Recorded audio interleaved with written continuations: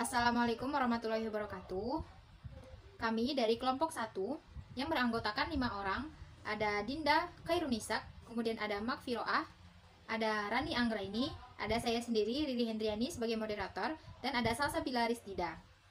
Baiklah, kami dari kelompok 1 akan menjelaskan materi tentang pengertian, peran, dan pertimbangan bahan ajar IPA. Materi bahasan yang akan kami sampaikan ada 3. Yang pertama, ada pengertian bahan ajar. Yang kedua, peran bahan ajar dalam proses pembelajaran. Dan yang ketiga, akan menjelaskan tentang pertimbangan dalam pengembangan bahan ajar. Baiklah, untuk pengertian bahan ajar yang akan disampaikan oleh Salsabila Ristida. Pada Salsa, disilahkan. Yang pertama itu pengertian bahan ajar. Bahan ajar adalah bahan atau materi pembelajaran yang disusun secara sistematis yang digunakan guru dan siswa dalam proses pembelajaran. Itu menurut Pandan tahun 1995. Menurut Widodo dan Jasmadi, bahan ajar adalah seperangkat sarana atau alat pembelajaran yang berisikan materi pembelajaran, metode, batasan-batasan, dan cara mengevaluasi yang didesain secara sistematis dan menarik dalam rangka mencapai tujuan yang diharapkan, yaitu pencapaian kompetensi atau subkompetensi dengan segala kompleksitasnya. Selanjutnya yaitu karakteristik dari bahan ajar. Yang pertama itu self-instruksional, yaitu bahan ajar dapat membuat siswa mampu mempelajari diri sendiri dengan bahan ajar yang dikembangkan untuk memudahkan karakter self-instruksional. Maka di dalam bahan ajar harus terdapat tujuan yang dirumuskan dengan jelas, baik tujuan akhir maupun tujuan antara. Selain itu, dengan bahan ajar akan memudahkan siswa belajar secara tuntas dengan memberikan materi pembelajaran yang dikemas ke dalam unit-unit atau kegiatan yang lebih spesifik.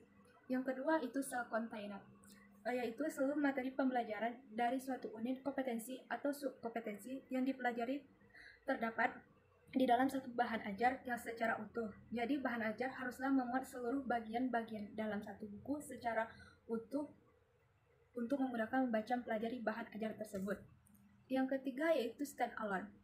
Stand-alone adalah berdiri sendiri, yaitu bahan ajar yang dikembangkan tidak tergantung pada bahan ajar lainnya, atau tidak harus digunakan bersama-sama dengan bahan ajar lainnya.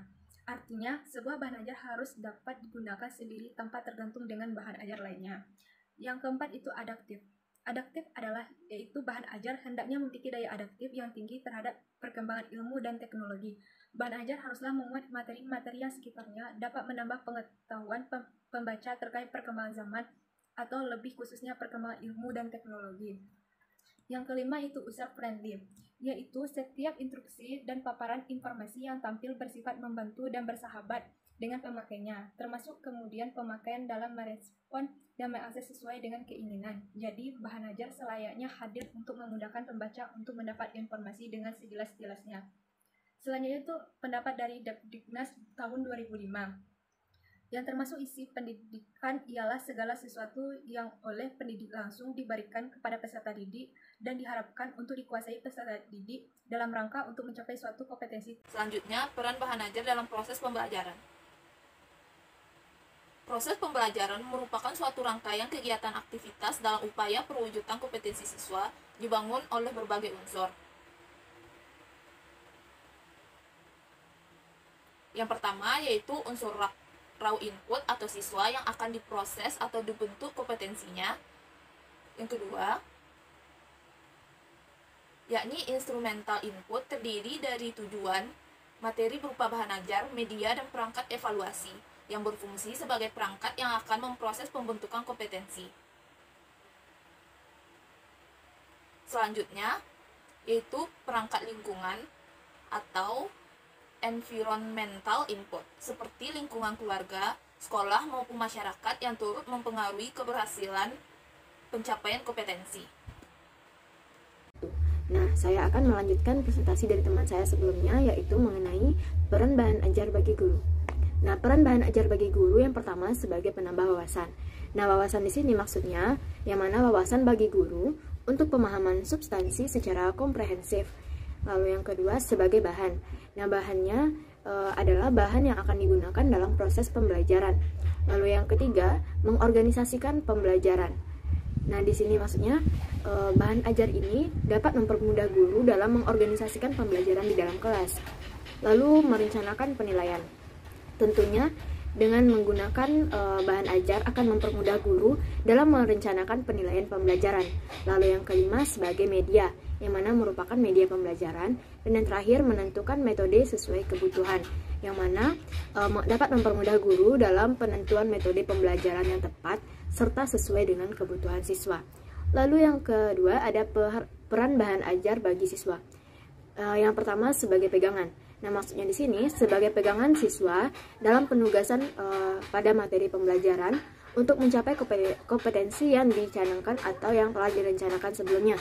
Lalu yang kedua sebagai pemberi wawasan. Nah, sebagai pemberi wawasan atau sebagai sumber informasi atau pemberi wawasan secara mandiri di luar yang disampaikan oleh guru di dalam kelas. Lalu yang ketiga sebagai media. Nah, sebagai media di sini yang dapat memberikan kesan nyata yang berkaitan dengan materi yang harus dikuasai. Lalu yang keempat sebagai motivator. Nah, sebagai motivator dalam mempelajari lebih lanjut tentang materi tertentu. Dan yang kelima sebagai pengukur keberhasilan penguasaan materi pembelajaran pada materi pembelajaran yang dilakukan secara mandiri. Lalu ada manfaat bahan ajar. Yang pertama bagi pendidik itu yang pertama membantu kegiatan belajar mengajar. Nah, di sini dalam pembuatan bahan ajar atau bahan ajar yang telah dibuat itu dapat membantu tenaga pendidik atau guru dalam proses belajar mengajar. Yang mana belajar mengajar adalah suatu proses atau usaha seorang tenaga pendidik untuk meningkatkan kualitas dan kuantitas tingkah laku anak didiknya menjadi pribadi yang lebih baik. Nah, adanya bahan ajar akan memudahkan pendidik dalam memberikan materi pembelajaran kepada peserta didiknya. Lalu yang kedua, sebagai meningkatkan kualitas pendidik. Nah, manfaat yang meningkatkan kualitas pendidik maksudnya di sini karena sebagai pendidik itu akan meningkatkan nilai atau kualitas kita sebagai guru. Karena bahan ajar buatan guru tersebut dapat diajukan sebagai hasil karya yang mana tentunya akan menambah nilai atau kualitas peserta didik. Nah, pada gilirannya nilai tambahan dari bahan ajar ini juga bisa digunakan dalam membantu kenaikan pangkat pada tenaga pendidik atau guru. Lalu yang ketiga menambah penghasilan. Nah, bahan ajar ini juga bermanfaat dalam menambah penghasilan tenaga pendidik. Nah, penghasilan adalah pendapatan yang dihasilkan oleh perseorangan maupun badan sehubungan dengan kegiatan usaha atau pekerjaan. Nah, di dalam hal ini, bahan ajar sebagai bahan atau karya pendidik bisa menambah penghasilan bila peserta didik tersebut menerbitkannya. Lalu yang kedua, ada manfaat bahan ajar bagi peserta didik. Nah, bahan ajarnya yang pertama bermanfaat bagi peserta didik, yaitu kegiatan belajar menjadi lebih menarik. Nah, manfaat pertama ini adalah membuat kegiatan belajar menjadi lebih menarik karena sudah pasti dalam media pembelajaran yang diberikan guru sesuai dengan bahan ajar yang mana peserta didik dapat mempelajarinya lebih dahulu atau membacanya ketika guru sedang menerangkan. Lalu yang kedua, membuat peserta didik lebih mandiri. Nah, pembuatan bahan ajar juga bisa membuat peserta didik lebih mandiri karena mereka mendapatkan lebih banyak kesempatan untuk belajar secara mandiri dengan bimbingan dari pendidik. Lalu mereka juga bisa mempelajarinya kapan saja dan di mana saja karena dapat mengakses bahan ajar tersebut. Lalu yang ketiga, memudahkan pembelajaran. Nah, manfaat yang terakhir ini adalah memudahkan peserta didik dalam mempelajari setiap kompetensi yang harus dikuasai dan dicapai sebagai tujuan dari pembelajaran. Nah, baiklah untuk materi selanjutnya yaitu tentang pertimbangan dalam pengembangan bahan ajar IPA. Pertimbangan yang pertama yaitu kecermatan isi. Kecermatan isi ini dilihat dari bagaimana validitas dan keselarasan isi. Validitas menunjukkan bahwa isi bahan ajar yang dikembangkan tersebut berdasarkan konsep dan teori yang berlaku di bidang ilmu pengetahuan tersebut. Misalkan, kita akan mengembangkan bahan ajar IPA. Nah, sehingga konsep dan teori yang akan dikembangkan dalam bahan ajar tersebut adalah konsep dan teori dari IPA yang berlaku. Nah, sedangkan keselarasan isi ini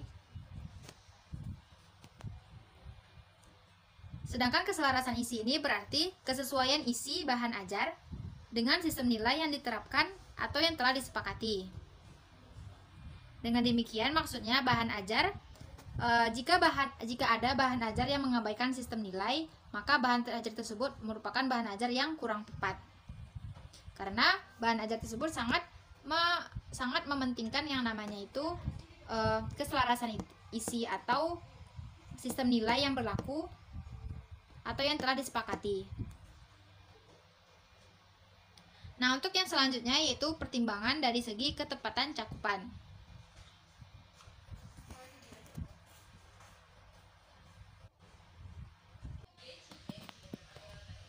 Nah, ketepatan cakupan ini berhubungan dengan isi bahan ajar dari sisi keluasan dan kedalaman isi bahan ajar tersebut.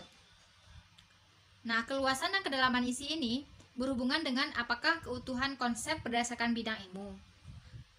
Dalam bidang ilmu tersebut yang paling utama itu adalah tujuan pembelajaran.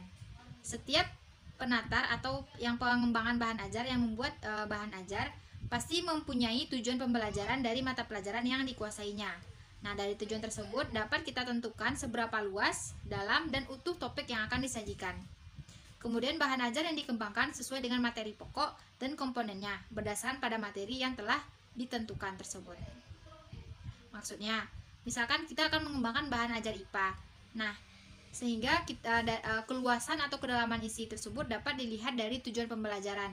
Tentunya pembelajaran IPA ini memiliki tujuan pembelajaran. Nah, dari tujuan pembelajaran ini dapat kita lihat bagaimana keluasan dan kedalaman isi yang disampaikan di bahan ajar sesuai dengan tujuan pembelajarannya.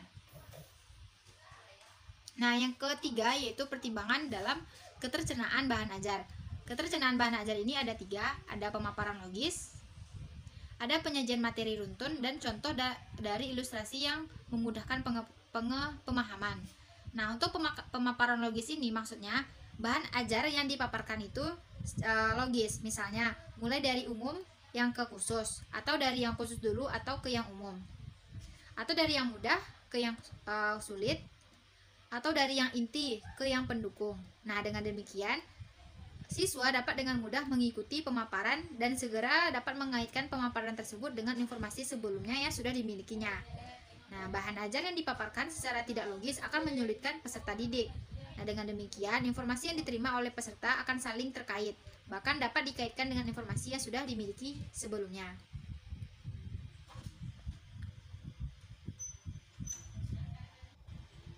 Nah, selanjutnya yaitu ketercenaan bahan ajar dilihat dari penyajian materi yang runtun. Nah, maksudnya di sini yaitu bahan ajar disajikan secara sistematis, tidak meloncat-loncat. Keterkaitan antara materi dijelaskan dengan cermat. Kemudian setiap topik yang disampaikan secara sistematis dengan 3 strategi. Yang pertama, penyajian urutan mulai dari contoh atau latihan.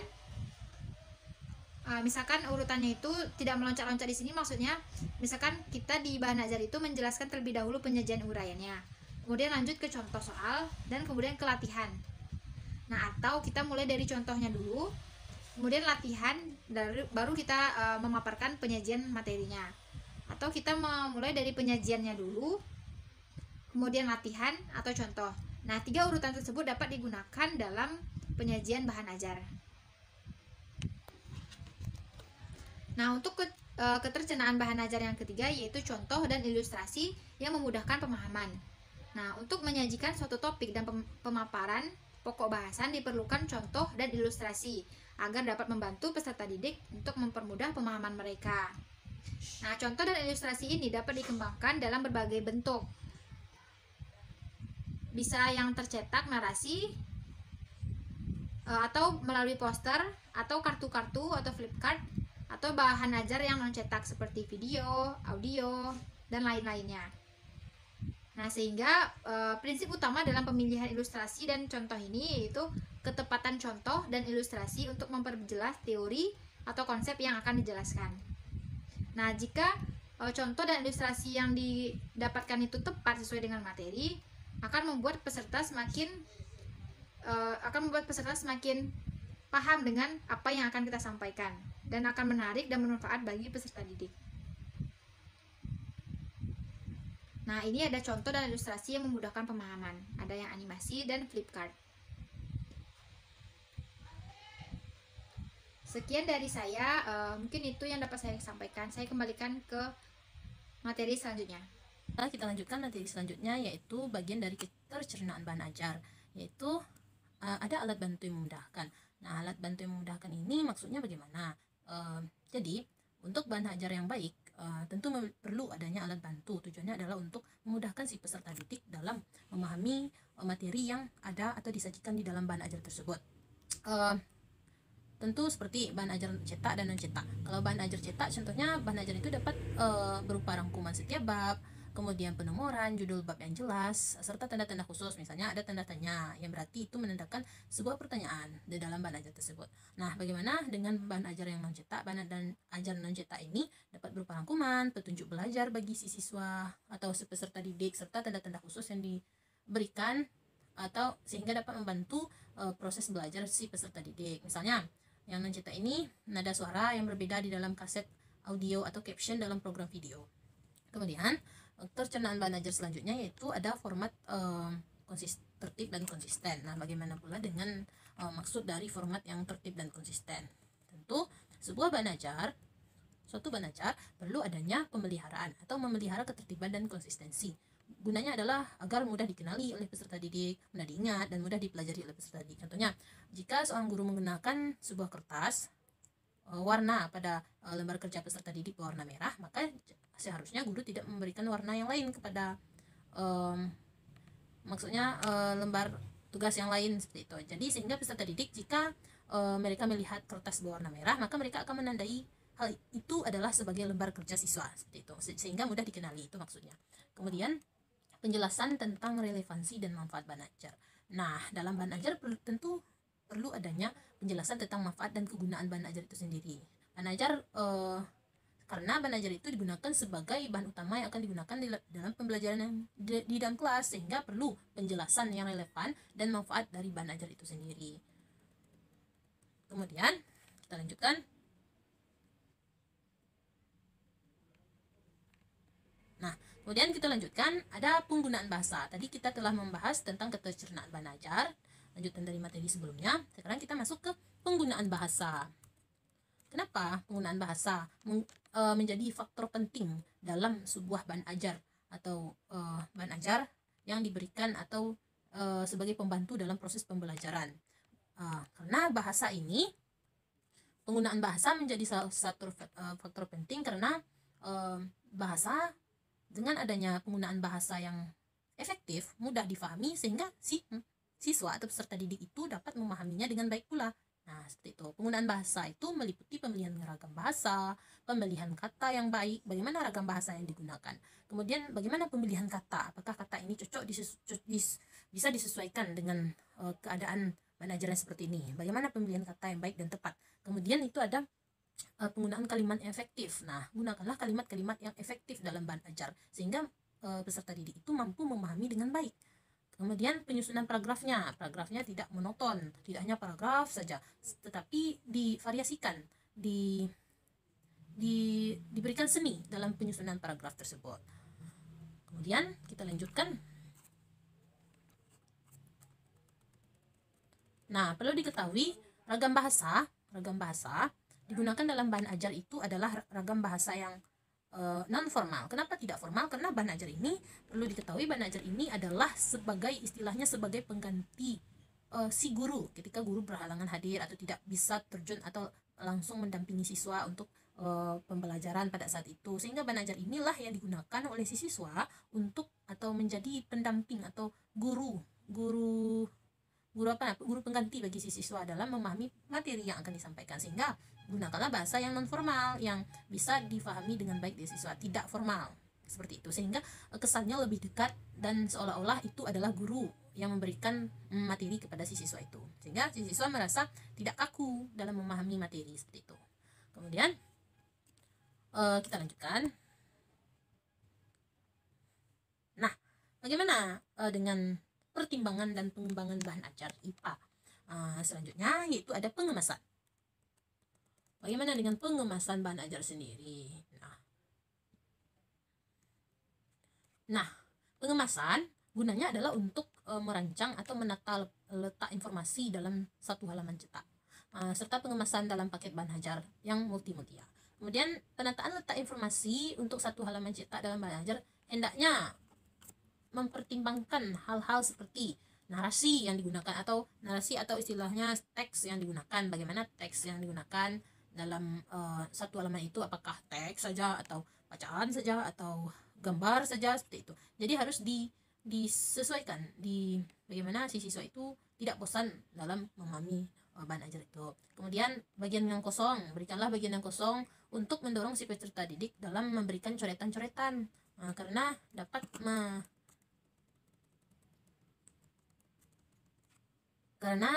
halaman yang kosong itu bisa dijadikan sebagai peserta didik untuk memberikan catatan-catatan kecil yang dirasa perlu seperti itu. Kemudian kita masuk selanjutnya, yaitu ilustrasi. Bagaimana pula dengan ilustrasi yang ada dalam bahan ajar? Nah, ilustrasi dalam bahan ajar memiliki ragam manfaat, antara lain untuk memperjelas pesan dan informasi yang disampaikan. Karena bahan ajar itu sendiri tidak lepas dengan yang namanya ilustrasi, karena ilustrasi itu sangat penting sekali.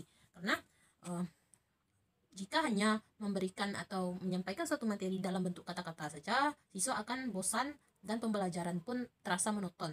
Jadi berikanlah ilustrasi agar mendukung dari pernyataan yang disampaikan atau diberikan, sehingga lebih paham si siswa, lebih mengerti apa yang dimaksud dari kata-kata yang disampaikan itu sendiri. Contohnya seperti foto, kemudian gambar-gambar yang mendukung dari penjelasan yang dimaksud. Kemudian ilustrasi, perlu diketahui ilustrasi itu tidak hanya foto saja, gambar saja, tetapi ilustrasi itu juga seperti sketsa, simbol, foto, gambar, skema juga bisa, kemudian tabel, kemudian diagram, kemudian kartun yang menarik lah, agar si siswa itu dapat memahami. Kemudian yang selanjutnya, yang terakhir adalah ada kelengkapan komponen. Maksudnya kelengkapan komponen ini maksudnya adalah bahan ajar itu, dalam satu paket bahan ajar itu haruslah bersifat lengkap. Bagaimana kelengkapannya? Apakah ini cukup? Apakah dalam satu paket itu dilengkapi dengan sumber-sumber informasi yang lainkah, panduan belajarkah, panduan gurukah, seperti itu, sehingga dalam memahami pembelajaran sehingga tidak ada yang kurang. Contohnya kayak seperti pertanyaan, ada kunci soal, ada tugas, ada kegiatan, sehingga mencakup semua kegiatan sehingga tujuan pembelajaran dapat tercapai dengan adanya bahan ajar yang diberikan. Jadi bahan ajar ini diharuskan atau komponen-komponen yang ada di dalam bahan ajar ini harusnya lengkap sehingga dapat tercapainya tujuan pembelajaran yang diharapkan. Seperti itu. Mungkin sekian penjelasan materi tentang Firah, penjelasan materi terkait dengan penjelasan bahan ajar dari pertimbangan dan pengembangan bahan ajar. Sekian, terima kasih.